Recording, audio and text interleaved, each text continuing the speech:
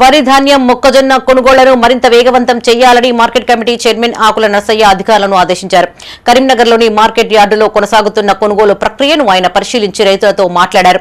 రైతులకు ఎలాంటి ఇబ్బందులు కలగకుండా అధికారులు ప్రత్యేక చర్యలు తీసుకోవాలని సూచించారు.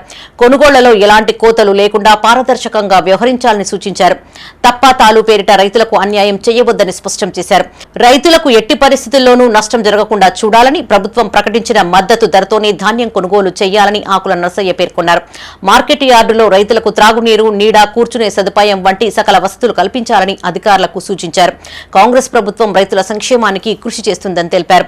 ఈ కార్యక్రమంలో నాయకులు వేల్పుల వెంకటేష్, 11వ డివిజన్ కాంగ్రెస్ అధ్యక్షుడు ప్రశాంత్, నాయకులు, రైతులు పాల్గొన్నారు.